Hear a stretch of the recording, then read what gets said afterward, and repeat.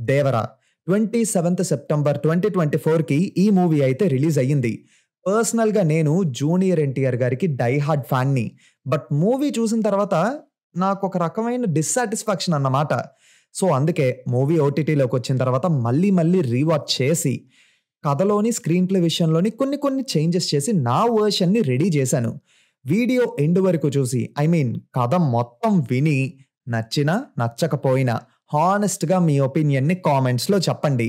And నచ్చితే మాత్రం కుదిరితే లైక్ చేసి కాస్త సబ్స్క్రైబ్ చేసుకుంటే బావుంటదనుకుంటున్నాను. అండ్ ఇప్పటికే బాగా లేట్ చేసేసాము. హలో ఆల్, నేను మీ Yuva Kishore and welcome to Yuki talks.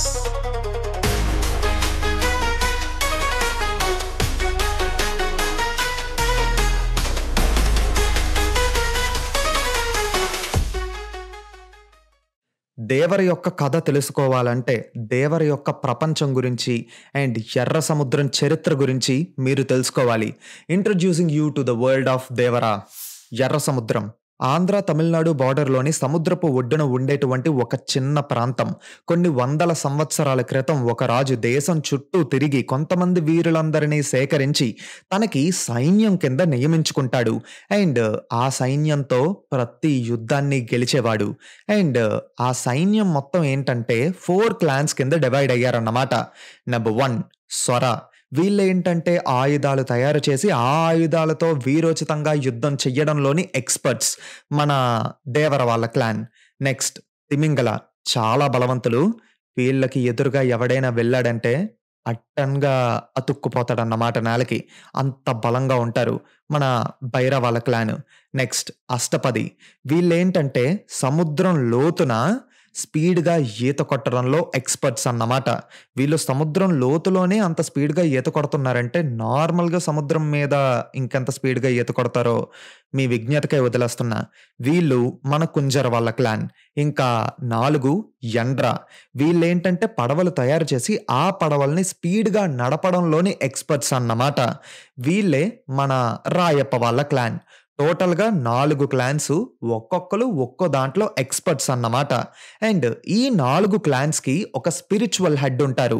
మనకి మూవీలోని జోగుల అని ఒక క్యారెక్టర్‌ని చూపించారు కదా, వాళ్ళ ఫ్యామిలీనే తరతరాలుగా ఈ 4 క్లాన్స్‌కి స్పిరిచువల్ హెడ్‌గా వస్తూ ఉంటారన్నమాట.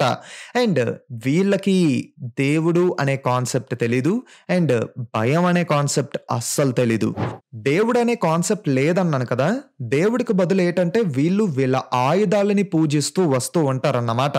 ముఖ్యంగా ఏంటంటే వీళ్ళ పూర్వీకుల నుంచి కొన్ని, అంటే మరీ గొప్ప వీరులు ఉంటారు కదా, వాళ్ళ యొక్క ఆయుధాలని మనకి మూవీలో చూపించినట్టు ఒకదానికి అటాచ్ చేసి ఉంచుతారు. అండ్ ఆ ఆయుధాలని ముఖ్యంగా పూజిస్తూ ఉంటారన్నమాట. సంవత్సరం మొత్తంలోని ఆయుధ పూజ అని చెప్పేసి ఒక రోజు వస్తది. ఆ రోజు దాన్ని జాతర కింద జరుపుకుంటారు. అండ్ ఇంకొకటి అదే రోజు రాత్రి అన్నమాట కుస్తీ పడతారు. మొత్తం 4 క్లాన్స్‌లో ఉండే కొంతమంది వీరులు. ఆ కుస్తీలో గెలిచిన వాళ్ళు ఆ ఆయుధాలని వాళ్ళ క్లాన్‌లో పెట్టుకుంటారు. అండ్ ఆ సంవత్సరం మొత్తం ఆ ఆయుధాలని సంరక్షిస్తూ, ఆ ఆయుధాలని పూజిచ్చే బాధ్యత ఈ క్లాన్ వాళ్ళదే అన్నమాట. ఇప్పుడు సపోజ్ దేవర వాళ్ళ క్లాన్ గెలిచిందనుకోండి, వాళ్ళే ఆ ఆయుధాలని సంరక్షిస్తూ, ఆ ఆయుధాలని ముఖ్యంగా పూజిస్తూ ఉంటారు. అండ్ మిగతా వాళ్ళు కూడా వచ్చి పూజలు చేస్తూ ఉంటారనుకోండి, అది వేరే విషయం. అయితే రోజులు గడిచే కొద్దీ, సంవత్సరాలు గడిచే కొద్దీ రాజుల కాలం ముగిసి బ్రిటిష్ పాలన మొదలవుతుంది. బ్రిటిష్ పాలన మొదలయ్యిన తర్వాత స్వాతంత్ర పోరాటంలోని ఎర్ర సముద్రంలో ఉండే వీరుల పాత్ర ముఖ్యంగా ఉందన్నమాట. అయితే స్వాతంత్రం వచ్చిన తర్వాత మాత్రం టెక్స్ట్ బుక్స్‌లోని ఒక పేరా కింద, నావల్ హిస్టరీలోని ఒక పేజ్ కింద మాత్రమే ఉంది తప్ప స్వాతంత్రం వచ్చాక వీళ్ళని పట్టించుకునే నాథుడే లేడు. సో, అందుకే మన మురగన్ అనే ఒక క్యారెక్టర్‌ని చూపించారు కదా, వీళ్ళు ఈ వీరులని స్మగ్లింగ్ కోసం వాడుకోవాలని చెప్పి ప్లాన్ చేస్తారు. అండ్ వీరులు కూడా తప్పని పరిస్థితుల్లో స్మగ్లింగ్‌కి అలవాటు పడతారు. దేవర యొక్క వరల్డ్ గురించి తెలుసుకుందాం. ఇప్పుడు దేవర యొక్క ఫ్యామిలీ రిలేషన్స్ గురించి తెలుసుకుందాం. మొదటగా సింగప్ప. సింగప్పకి లక్ష్మి అని చెప్పి ఒక చెల్లి ఉంటుంది. సింగప్ప వాళ్ళ ఫాదర్కి ఒక తమ్ముడు ఉంటాడు. అండ్ ఆ తమ్ముడికి 2 పిల్లలు ఉంటారు. వాళ్ళే రాయప్ప పద్మ. ఇంకా దేవరా దగ్గర చూసుకుంటే అటు అన్న తమ్ముళ్ళు ఇటు అక్క చెల్లెళ్ళు ఎవ్వరూ ఉండరు, single child. So Singappa, Rayappa, దేవర, లక్ష్మి, పద్మ వీళ్ళందరిలోని సింగప్ప కొంచెం పెద్దోడన్నమాట, రాయప్ప, దేవర కొంచెం సిమిలర్ ఏజ్. అండ్ వీళ్ళిద్దరికంటే లక్ష్మి ఒక 2 to 3 years చిన్న, పద్మ ఆల్మోస్ట్ 10 years చిన్నపిల్ల, పైగా పుట్టుకతోనే బ్లైండ్ అన్నమాట. ఇక్కడ విషయం ఏంటంటే దేవరకి లక్ష్మికి మధ్య లవ్ ఉంటుంది. తర్వాత వీళ్ళే మిస్ అండ్ మిస్సెస్ దేవరా అవుతారు. మనకు మూవీలో చూపించారు కదా కపుల్, వాళ్ళే. ఈ లెక్కను చూసుకుంటే సింగప్ప, దేవర బావా బామ్మర్దులు అవుతారు. అండ్ రాయప్ప, దేవర కూడా బావా బామ్మర్దులు అవుతారు, ఎందుకంటే ఇందాక రిలేషన్ చెప్పాను కదా. ఇంకా పద్మ ఏంటంటే చిన్నప్పటి నుంచి బ్లైండ్ అని చెప్పాను కదా, పైగా ఆల్మోస్ట్ 10 years ఏజ్ గ్యాప్. దేవరకి సిస్టర్ లేకపోవడం వల్ల పద్మని సొంత చెల్లిగా చూసుకుంటూ ఉంటాడు. మేబీ వాళ్ళ మధ్య రిలేషన్ వేరైనప్పటికీ సొంత చెల్లిగా ట్రీట్ చేస్తూ ఉంటాడు. ఇంకా పద్మ కూడా దేవరని సొంత బ్రదర్గానే ట్రీట్ చేస్తుంది. అంత మంచి బాండ్ ఉంటుంది అన్నమాట వాళ్ళిద్దరి మధ్య. అండ్ ఇంకో విషయం ఏంటంటే చెప్పాను కదా రాయప్ప, దేవర కూడా బావా బామ్మర్దుల వరుస అవుతారని. ఈ లెక్కను చూసుకుంటే వర, తంగం కూడా వరుస అవుతారు బావా మరదళ్ళ కింద. అందుకే వాళ్ళిద్దరి మధ్య లవ్ ట్రాక్ ఉంటుంది. దేవర యొక్క వరల్డ్ గురించి తెలుసుకున్నాము, దేవర యొక్క రిలేషన్స్ గురించి తెలుసుకున్నాము. Now it's time to know the story of Devara. అది 1996. యతి, దయ ఇద్దరు గ్యాంగ్స్టర్ బ్రదర్స్ అన్నమాట. దయ పెద్దోడు, యతి చిన్నోడు అన్నమాట. అయితే వీళ్ళిద్దరూ దుబాయ్లో ఉంటూ ఇండియాలోని క్రిమినల్ యాక్టివిటీస్ అనేవి రన్ చేస్తూ ఉంటారు. అండ్ విషయం ఏంటంటే దయ అసలు ఇండియాకి రావడమే రేరు, బట్ యతి మాత్రం అప్పుడప్పుడు ఇండియాకి వస్తూ ఉంటాడన్నమాట. ఈ ప్రాసెస్లో 3 times ఇండియన్ పోలీస్ యతిని పట్టుకునే ప్రయత్నం చేస్తారు, కానీ తన నీడని కూడా టచ్ చేయలేకపోతారు. అయితే అండర్ కవర్లో ఉన్న 2 పోలీస్ ఆఫీసర్స్ ద్వారా వచ్చిన ఇన్ఫర్మేషన్ ఏంటంటే చాలా గ్యాప్ తర్వాత మళ్ళీ యతి ఇండియాకి, ముంబైకి వస్తున్నాడని చెప్పి ఇన్ఫర్మేషన్ వస్తుంది. ఈ విషయం తెలిసిన తర్వాత ఇండియన్ టాస్క్ ఫోర్స్ చీఫ్ అయినటువంటి శివం ఒక పెద్ద ప్లానే వేస్తారు యతిని పట్టుకోవడానికి. యతి ముంబైకి రీచ్ అయిన 5 hours-లోనే శివం వేసిన ఉచ్చులో ఇరుక్కుపోతాడు. అండ్ యతిని అరెస్ట్ చేసి ఒక టైట్ సెక్యూరిటీ ఉన్న జైల్లో పెడతారు, ఎందుకంటే అప్పటికే నైట్ అయిపోయింది. ఆ నెక్స్ట్ డే యతిని వేరే ప్లేస్కి తరలించాలి. నెక్స్ట్ డే వేరే ప్లేస్కి తీసుకెళ్ళాలి, ఫార్మాలిటీస్ అవి ఉంటాయి, చాలా టైం పడుతుందని చెప్పి శివం తన భార్య కూతురిని కలవడానికి అని చెప్పి ఇంటికి వెళ్తాడు. ఆ తర్వాత యతి బ్యాక్గ్రౌండ్ గురించి తెలిసిందే కదా, తన మనుషులు వచ్చి ఆ జైల్ని డ్యామేజ్ చేసి అక్కడుండే పోలీసుల్ని చంపేసి యతిని బయటకు తీసుకొచ్చేస్తారు. ఇక్కడ విషయం ఏంటంటే యతికి ఈగో హర్ట్ అయింది. అప్పటి వరకు తన నీడను కూడా టచ్ చేయలేకపోయిన పోలీసులు ఈసారి శివం వేసిన ఐడియా వల్ల అరెస్ట్ చేసి జైల్లో కూడా పెట్టారు. అందుకే యతి ఎలాగైనా తన ఈగో సాటిస్ఫై చేసుకోవాలని చెప్పి శివం ఇంటికి వెళ్తాడన్నమాట. యతి తప్పించుకున్నాడన్న విషయం శివంకి తెలిసే లోపే యతి శివం ఇంటికైతే రీచ్ అయిపోతాడు. అండ్ యతి మనుషులు శివంని చంపేయబోతూ ఉంటే యతి ఆపి, ఇప్పటి వరకు ఒక్క పోలీసుడు కూడా నన్ను కనీసం టచ్ చేయలేకపోయాడు, అలాంటిది వీడు నన్ను అరెస్ట్ చేసి జైల్లో పెట్టాడు, వీడికి వేసే శిక్ష చావు అయితే క్షణంలో చేస్తాడు, అది నాకు అవసరం కాదు అని చెప్పి శివం కళ్ళ ముందే ప్రేమించిన భార్యని, ప్రేమగా చూసుకుంటున్న కూతుర్ని ఇద్దరిని యతి చంపేస్తాడు. అది చూసిన తర్వాత శివం అస్సలు తట్టుకోలేకపోతాడన్నమాట.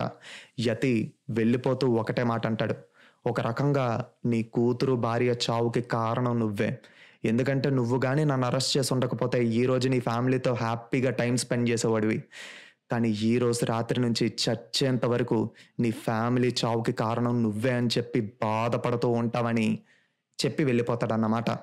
యతి తప్పించుకున్నాడు, జైలు దగ్గర ఉండే పోలీసులు చనిపోయారు. ఒక రకంగా దీనికి ఆన్సర్ ఇవ్వాల్సిన బాధ్యత శివం మీదే ఉంది కాబట్టి తన్ని కొంతకాలం సస్పెండ్ చేస్తారన్నమాట. విషయం ఏంటంటే శివం కళ్ళ ముందే తన భార్య కూతురు చనిపోవడం తను చాలా డిప్రెషన్లోకి వెళ్ళిపోతాడు. సో శివం వాళ్ళ టీం మెంబర్స్ శివంని కొంచెం ఓదార్చడానికి అని చెప్పి తన ఇంటికి వెళ్తారు, మాట్లాడతారు. రిటర్న్ వెళ్ళిపోతున్నప్పుడు వాళ్ళ టీంలో ఒకరు ఒక మాట అంటారన్నమాట, సార్ యతి ఎక్కడికో వెళ్తున్నాడని చెప్పి ఒక విషయం తెలిసింది, ఆ ప్రాంతం ఏంటంటే ఆంధ్ర తమిళనాడు బార్డర్లో ఒక సముద్రపు ఒడ్డున ఉండే ఒక చిన్న కొండ ప్రాంతం, ఎర్ర సముద్రం, అని చెప్పగానే లాంగ్ షాట్లో ఎర్ర సముద్రం ఊరిని చూపిస్తాము. అక్కడి నుంచి భైరా ఎంట్రీ. భైరా చాలా అగ్రెసివ్గా తన కుర్రాళ్ళకి ట్రైనింగ్ ఇస్తూ ఉంటాడు. సొర తెగకి సంబంధించిన దేవరని చంపడానికి వాళ్ళందరినీ సొర చేపల్లా తయారు చేస్తూ ఉంటాడు. వాళ్ళకి ఒకటే మాట చెప్తాడు, మీరొకడిని కొట్టినా ఒకడిని చంపినా వారిలోని దేవరిని మాత్రమే చూడాలి అని చెప్తాడన్నమాట. ఆ తర్వాత కుంజర తమ్ముడైనటువంటి కొర భైరా దగ్గరికి వచ్చి, భైరా, దేవరిని చంపడానికి ఈ మాత్రం బలం చాలనుకుంటా. మురగన్ని పిలిపించే సరుకు ఎప్పుడొస్తుందో తెలుసుకోమంటావా? వచ్చేటప్పుడు సరుకుతో పాటు దేవర శవాన్ని కూడా తీసుకొని వద్దామని చెప్తే భైరా ఒక మాట అంటాడు, దేవరని చంపాలంటే సరైన సమయం కాదు, సరైన ఆయుధము ఉండాలా అని మాట చెప్పగానే వర చచ్చిన సొరని ఈడ్చుకుంటూ సముద్రం ఒడ్డున వస్తూ ఉంటాడన్నమాట. ఆ సొర చాపని తనే చంపాడని చెప్పి బిల్డప్ ఇచ్చుకుంటూ ఉంటాడు. కానీ అక్కడుండే వాళ్ళు ఎవ్వరూ నమ్మరు. అప్పుడే తంగం ఎంట్రీ. తంగం వచ్చి వర దగ్గర, ఇంతకీ ఈ సచ్చిన సొర ఎక్కడ దొరికింది వారా అని సెటైరికల్ గా అడుగుతుంది. ఇక్కడ మీకు విషయం చెప్పాలి. వారాకి ఉమా అని చెప్పి ఒక సిస్టర్ ఉంటుంది. ఈ విషయం ఒకటి గుర్తుపెట్టుకోండి, ఇందాక చెప్పడం మర్చిపోయాను. అయితే ఉమా ద్వారా ఒక విషయం తెలుస్తుంది అన్నమాట. దేవర జాడ ఎక్కడో కనిపించిందని వరా వాళ్ళ మదర్ అండ్ వాళ్ళ గ్రాండ్ మదర్ ఇద్దరు తెలుసుకోవడానికి వెళ్లారని వరాకి తెలుస్తుంది. వరా వెంటనే వాళ్ళిద్దరి దగ్గరకు వెళ్లి వాళ్ళని ఇంటికి తీసుకుని వచ్చి మందలించి, పని మీద పోయినోడైతే పనవ్వగానే తిరిగొస్తాడు, పంతం పట్టిపోయిండాడు నీ కొడుకు, ఇంకెప్పటికీ తిరిగి రాడు అని బాధ కోపంతోని చెప్పి ఇంటి నుంచి వెళ్ళిపోతాడన్నమాట. ఆ తర్వాత వర కొండంచుకు వెళ్లి కూర్చొని ఉంటాడు. అండ్ వరాని కలవడానికి అని చెప్పి తంగం ఇంకా ఉమా ఇద్దరూ వస్తారన్నమాట. అప్పుడే వర ఒక మాట అంటాడు, చిన్నప్పుడు ఇక్కడే మా నాయన నాకు చెల్లికి సానా కథలు చెప్పేవాడు. ఆయనంటే నాకు ప్రేమ తంగం, కానీ ఇంట్లో ఉండే తల్లి పెళ్ళాం పిల్లల గురించి ఒక్కసారి కూడా ఆలోచించకుండా వెళ్ళిపోయారు చూడు, అందుకే ఆయన మీద ఇంకా ఎక్కువ కోపంగా ఉంది అని బాధపడుతూ చెప్తాడన్నమాట. ఇంకా తర్వాత ఆయుధ పూజ దగ్గరికి వస్తుంది. దేవర వెళ్ళిపోయాక సొరతగ వాళ్ళు ఒక్కసారి కూడా ఆయుధాలు గెలవలేకపోతారు. ఆయుధాలు వాళ్ళ తెగలోకి రాకపోవడం వల్లే వాళ్ళకి శుభం జరగట్లేదని భావిస్తూ ఉంటారు. ఇంకా దేవర రక్తానికి ఆయుధాల విలువ తెలియట్లేదని బాధపడుతూ ఉంటారు. ఈ విషయం తెలిసిన వర ఈసారి ఎలాగైనా ఆయుధ పూజ కుస్తీలోని పోటీ పడి ఆయుధాలు వాళ్ళ తెగకు వచ్చేలా చెయ్యాలనుకుంటాడు. కాకపోతే ఉమా, తంగం అండ్ వర ఫ్రెండ్ అయినటువంటి మెట్టసీను వీళ్ళు ఒప్పుకోరు. ఎందుకంటే వరాకి ఏమైనా జరుగుద్దేమో అని భయపడతారన్నమాట. ఇలా కాదని చెప్పి వర సింగప్ప రాయప్ప దగ్గరికి వెళ్ళి ఈ విషయం చెప్తాడు. వాళ్ళు కూడా ఒప్పుకోరు. ఎందుకంటే తిమింగలం తెగవాళ్ళు దేవర వెళ్ళిపోయిన తర్వాత కుస్తీలోని ప్రతిసారి గెలుస్తూ వస్తున్నారు. అండ్ వాళ్ళు ముఖ్యంగా సొర తెగ వాళ్ళని చావంచుల దాకా తీసుకెళ్లి వదిలేస్తున్నారు. ఈ ప్రాసెస్ లో ఒకవేళ వర గాని పోటీ పడితే వరాకేమైనా జరుగుద్దేమో అని భయపడతారన్నమాట. అయితే వర రాయప్పని ఒప్పించి బైరా దగ్గరకు వెళ్ళి ఈసారి ఓడిపోవచ్చు కదా అని చెప్పి రిక్వెస్ట్ చేస్తాడు. కాకపోతే బైరా వాళ్ళని అవమానించి పంపేస్తాడన్నమాట. అప్పుడే తంగం ఒక డిఫరెంట్ ప్లాన్తో వస్తుంది. అంటే కుస్తీ పడ్డానికి ముందు ఒక పానీయం తాగుతారన్నమాట. అందులో మత్తు కలిపేశారనుకోండి, వర తెలివిగా గెలవచ్చు కదా. సో ప్లాన్ వేస్తారు. ప్లాన్కి తగ్గట్టుగానే పర్ఫెక్ట్గా ఎగ్జిక్యూషన్ కూడా అవ్వద్ది. కుస్తీలోని వరానే గెలుస్తాడు. గెలిచిన తర్వాత ఆయుధాలు తన తెగ వాళ్ళ దగ్గరికి తీసుకెళ్లి ఆయుధాలు గెలిచామని గర్వంగా చెప్తాడన్నమాట. మెట్టసీను అలాగే ఉమా ఏంటంటే పానీయంలోని మత్తు కలిపి ఉండకపోతే వర గెలిచేవాడు కాదు కదా అని అనుకుంటూ ఉంటే, తంగం మాత్రం వర పోట్లాడే విధానాన్ని గమనిస్తుంది. వరాలో కూడా ఒక వీరుడున్నాడని అర్థం చేసుకుంటుంది. పైగా వర మీద తంగంకి క్రష్ కూడా ఉంటదన్నమాట. అప్పుడే వర తంగం వైపు ఒక చిన్న లుక్ ఇస్తాడు. తంగమేమో బ్లష్ అవుద్ది. కట్ చేస్తే చుట్టమల్లె సాంగ్ ప్లే అవుద్ది. సాంగ్ పూర్తయిన తర్వాత వర ఎలా గెలిచాడో అన్న విషయం బైరా వాళ్ళకి తెలిసిపోతుంది. రాయప్పని పిలిపించి విషయం చెప్తే సేమ్ తంగంలాగే రాయప్ప కూడా ఒకటి గమనిస్తాడు. వర మోసం చేసినా సరే వర చేతుల్లో ఉండే దెబ్బ పవర్ని రాయప్ప గమనిస్తాడన్నమాట. ఎంతైనా వర కూడా దేవర రక్తమే కదా. సముద్రం మీద ఒక దేవర ఉన్నాడు, కొండ మీద ఇంకో దేవరిని తయారు చెయ్యకు బైరా అని చెప్పి రాయప్ప వెళ్ళిపోతాడన్నమాట. తర్వాత బైరా కొంతమంది కుర్రాలని దేవరిని చంపడం కోసం అని చెప్పి సిద్ధం చేస్తూ ఉంటాడు కదా. వాళ్ళలో ఒకడు కోస్ట్ గార్డ్ వాళ్ళకి సహాయకరంగా ఉండే జాబులు ఇస్తున్నారని, బైరా నేర్పిన విద్య అక్కడ పనిచేస్తుందని వాళ్ళని వదిలి వెళ్ళిపోవాలనుకుంటాడు. బట్ బైరాకి అది నచ్చదు. అందుకే మిగిలిన కుర్రాళ్ళందరినీ కలిపి ఆ వెళ్ళిపోయే వాడిని చంపేమని చెప్తాడన్నమాట. సో కోస్ట్ గార్డ్ జాబ్స్ కోసం వెళ్తున్న వాడి వెంట పడతారు. అది అర్థం చేసుకున్న తను వీళ్ళ దగ్గర నుంచి ఎస్కేప్ అవ్వడానికి చాలా వరకు ట్రై చేస్తాడు. బైరా నేర్పిన ప్రతి విద్యని అక్కడ ఉపయోగిస్తాడన్నమాట. వాళ్ళని ఎదుర్కొంటాడు, ఫైట్ చేస్తాడు, పారిపోతూ ఉంటాడు. బట్ వీళ్ళ మంది ఎక్కువగా ఉంది కదా, సో వాళ్ళ చేతుల్లో తను చనిపోతాడు. ఇంకొక వైపు దేవర రాకపోవడం వల్ల దేవర తల్లి మంచాన్న పడుతుంది. దేవరని చూస్తే కానీ ఆవిడ ఆరోగ్యం కుదిట పడదు అని జోగులు చెప్తుంది. ఈ విధంగా అయినా దేవర తన తల్లిని చూడడానికి వస్తాడు వస్తాడని భైర కాపు కాసుకొని కూర్చొని ఉంటాడు. అప్పుడే దేవర తన తల్లిని చూడ్డానికని జోగుల ఇంటికి వస్తాడు. చూసి వెళ్ళిపోతాడు. భైర దేవర వచ్చాడని అర్థం చేసుకుని వెంటనే చేస్ చేస్తాడు. కానీ దేవర భైర బ్యాచ్ నుంచి తప్పించుకొని వెళ్ళిపోతాడు. తర్వాత రోజు దేవర వచ్చాడని మురిసిపోతున్న నాయనమ్మని చూసి వర నవ్వి వెళ్ళిపోతూ ఉంటే తంగం ఇంకా ఉమా ఇద్దరూ వచ్చి వరాని దేవరా గెటప్లోని నాయనమ్మ దగ్గరకు వెళ్ళింది నువ్వే కదా అని చెప్పి ప్రశ్నిస్తారన్నమాట. ఇంక వీళ్ళకి ఎలాగో అర్థమైపోయింది కదా అని చెప్పి వరా కూడా నిజం ఒప్పించుకుంటాడు. ముసల్ది రాణి దేవర కోసం ఆరోగ్యం పాడు చేసుకుంటుంది, అందుకే కనీసం ధైర్యంగా ఉంటది కదా అని వెళ్ళా అని చెప్తాడు. తర్వాత తంగంకి రాయప్ప పెళ్లి చూపులు ఏర్పాటు చేస్తాడు. అప్పుడే తంగం అప్పటి వరకు తన మనసులో దాచుకున్న వరా మీద ప్రేమని బయట పెట్టేస్తుంది. ఎలాగో బావా మరదల్లే అవుతారు కాబట్టి పెళ్లికి కూడా ఓకే చెప్తారు. కట్ చేస్తే దావుది వదిరే వదిరే సాంగ్ వస్తుందన్నమాట. పాట అయిపోయిన తర్వాత మొత్తం సిద్ధంగా ఉన్నారని భైర మురగన్ని పిలిపించి సరుకు తెప్పించి మురగా వచ్చేటప్పుడు సరుకుతో పాటు దేవర శవాన్ని కూడా తీసుకుని వస్తామని చెప్తాడు. అదే రోజు రాత్రి భైరా మీద అటాక్ జరుగుతుంది. అప్పుడే తన కుడి భుజం ఫ్రాక్చర్ అవుద్దన్నమాట. అండ్ తెల్లారేసరికి మురగన్ ఇంటి బయట అయితే ఎక్స్ మార్క్తోని రక్తం ఉంటుంది. అది చూసిన తర్వాత మురగన్కి అక్కడికక్కడే కారిపోద్దన్నమాట. ఆ తర్వాత భైరా దగ్గరికి వచ్చి చూస్తే భైరా చెయ్యి ఫ్రాక్చర్ అయి ఉంటుంది. మురగన్ దగ్గర ఎక్స్ మార్క్ వేసింది, భైరా చెయ్యి విరగ్గొట్టింది దేవరానే అయ్యుంటాడని అందరూ అనుకుంటూ ఉంటారు. అయితే మురగన్కి భైరా ధైర్యం చెప్పి సరుకుతో పాటు దేవర శవాన్ని ఖచ్చితంగా తీసుకుని వస్తామని చెప్తాడు. కానీ విషయం ఏంటంటే భైరా ఒక విషయం తెలుసుకుంటాడు. మురగన్ ఇంటి బయట ఎక్స్ మార్క్ వేసింది దేవరానే అయ్యుంటాడు, కానీ తన కుడి భుజం విరగ్గొట్టింది మాత్రం దేవర కాదు. ఇంకెవడు అనుకుంటున్నారా? మూవీలో చూపించారు కదా, కుంజర కొడుకైనటువంటి సమర తన తండ్రిని చంపిన వాడిని తానే చంపాలని చెప్పి పంతం పట్టి భైరా కుడి భుజం విరగ్గొట్టి వీడే వెళ్లి దేవరని చంపాలని చెప్పి ప్లాన్ వేసుకుంటాడన్నమాట. సరే ఇంకేం చేయలేక భైరా కూడా ఒప్పుకుంటాడు. కానీ భైరాకి ఇంకా డౌట్ కొట్టేస్తుంది, వీళ్ళందరూ వెళ్లారంటే దేవర చంపేస్తాడేమో అని. అందుకే వాళ్లతో పాటు వరాని కూడా పంపాలని ప్లాన్ వేస్తాడు. అయితే ఆ రోజు రాత్రి భైరా కుర్రాళ్ళు వరా చెల్లితోని మిస్బిహేవ్ చేస్తే వరా వెళ్లి వాళ్ళని చితక్కొడతాడు. కాకపోతే తెల్లారేసరికి వాళ్ళలో ఒకడు చనిపోయి ఉంటాడన్నమాట. భైరా దగ్గరకు వెళ్లి వరా తన తప్పేం లేదని చెప్తాడు. అప్పుడే భైరా రాత్రి సముద్రం మీదకి తన కుర్రాళ్లతో పాటు వరా కూడా వెళ్ళాలి అని చెప్తాడు. వరా కూడా తప్పక ఒప్పుకుంటాడు. సముద్రం మీదకి వెళ్లిన మరుసటి రోజు వీపి మీద ఎక్స్ మార్క్ తోని చావు బ్రతుకుల మధ్య ప్రతి ఒక్కరు ఒడ్డుకొచ్చి చేరుకుంటారన్నమాట. వీళ్లలో వరా కూడా ఉంటాడు వీపి మీద ఎక్స్ మార్క్ తో. అయితే దేవర తన సొంత కొడుకుని కూడా వదులుకోలేదు, చంపే ప్రయత్నం చేశాడని అర్థం చేసుకున్నాక భైరా ఇంకా సైలెంట్ అయిపోతాడు. వరాకి నయమైన తర్వాత వరాని తంగంని పట్నంకి పోయి ఏదైనా పని చేసుకోమని చెప్పి పంపేస్తారన్నమాట. వీళ్ళకి తోడుగా మెట్ట సీను కూడా వెళ్తాడు. కట్ చేస్తే ఫ్యూ మంత్స్ తర్వాత సీన్ ముంబైకి షిఫ్ట్ అవుతుంది. సస్పెండ్ అయిన శివంకి మళ్లీ తన జాబ్ వస్తుంది.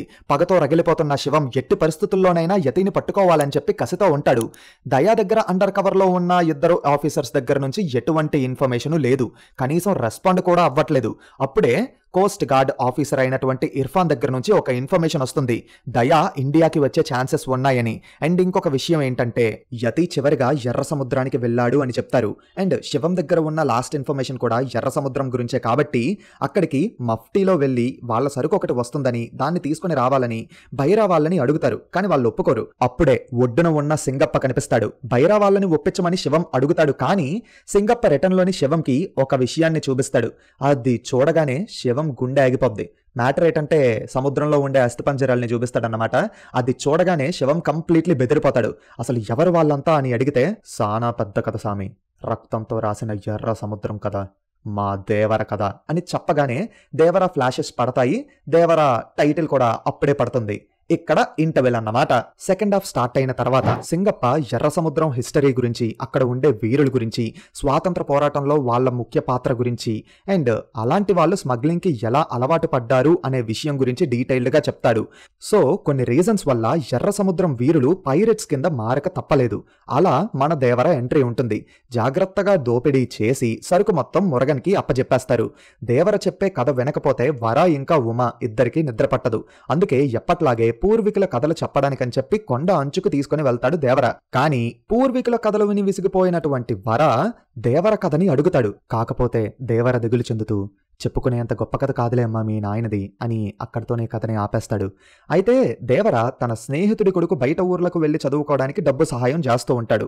అంటే ఈ విధంగానైనా మార్పు మొదలయ్యి తర్వాత తరమైనా ఇలా తప్పుడు దారిలో వెళ్లకుండా కొంచెం మంచి దారిలో వెళ్తుందేమో అని దేవర భావిస్తాడన్నమాట. ఆ తర్వాత ఆయుధ పూజ రోజు వస్తుంది. ఈ రోజు కూడా తన తండ్రే గెలుస్తాడని వర, లేదు భైరానే గెలుస్తాడని భైరా కొడుకు పసురా ఇద్దరు కోట్లాడుకుంటారన్నమాట. వాళ్ళు కూడా పోటీ పడడం మొదలు పెడతారు. బట్ తంగం వాళ్ళని ఆపే ప్రయత్నం చేస్తుంది. కానీ లాస్ట్కి వర ఓడిపోతాడు. ఈసారి భైరానే గెలుస్తాడని పసురా చెప్పి వెళ్ళిపోతాడు. నైట్ జాతర టైం కట్ చేస్తే ఆయుధ పూజ సాంగ్ అయ్యాక కుస్తీ మొదలవుద్ది.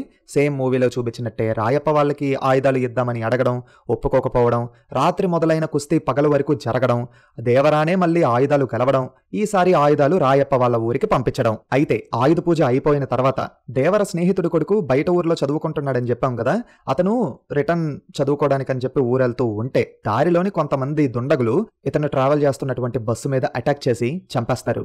ఒక్కసారిగా ఎర్ర సముద్రం మొత్తం, ముఖ్యంగా సొరతగ వాళ్ళు దుఃఖంలోకి వెళ్ళిపోతారు. కొన్ని రోజులయ్యాక మళ్ళీ సరుకొస్తుందని మురుగన్ వస్తాడు.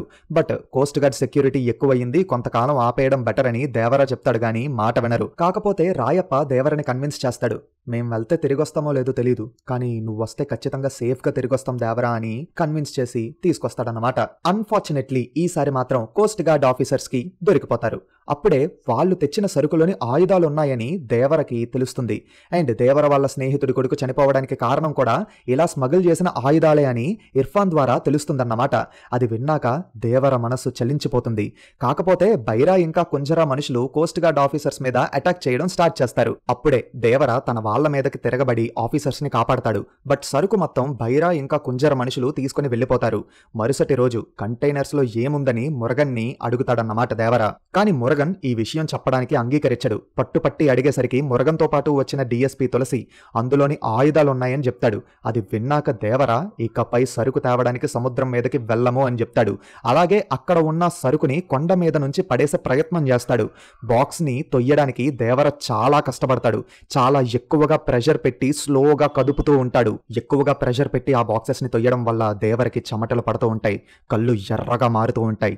అది చూసిన బైరా మనుషులు దేవరకి ఆపోజిట్ గా వెళ్లి ఆ బాక్సెస్ ని ఆపే ప్రయత్నం చేస్తారు. కానీ దేవర ఇంకా ప్రెషర్ తో పుష్ చేయడం వల్ల వాళ్ళు ఆపలేకపోతారు. దేవర బలానికి తన బైసెప్ స్ట్రాంగ్ గా అయ్యి చొక్కా చిరుగుతూ ఉంటుంది. ఒక్కసారిగా గట్టిగా అరిచి బాక్సెస్ ని పైనుంచి కిందకి పడేస్తాడు. అప్పుడే ఒక బ్లాస్ట్ జరుగుతుంది. అక్కడ ఉండే ఎయిర్ ఫోర్స్ కి మొత్తం దుమ్ములేస్తుంది. అలా ఆ దుమ్ములో నుంచి దేవర బయటకు వచ్చి, మనిషికి బ్రతికెంత ధైర్యం చాలు, చంపెంత కాదు, కాదు కూడదు అని ఆ ధైర్యాన్ని కూడగడితే ఆ ధైర్యాన్ని చంపే భయాన్నైతా దేవర అడిగినాడంటే చెప్పినాడని, అదే చెప్పినాడంటే అని చెప్పగానే ఫియర్ సాంగ్ అనేది స్టార్ట్ అవుతుంది. దేవర చూపించిన భయానికి ఎర్ర సముద్రంలో ఎవ్వరూ సముద్రం మీదకి తప్పుడు పనులు చేయడానికి వెళ్ళలేదు. అక్కడి నుంచి చేపలు పట్టుకొని బతకడం మొదలు పెడతారు. కాకపోతే ఈ పనులకి బాగా అలవాటు పడ్డ కుంజరా ఇంకా భైరాకి ఇలా ఉండడం ఇష్టం లేదు.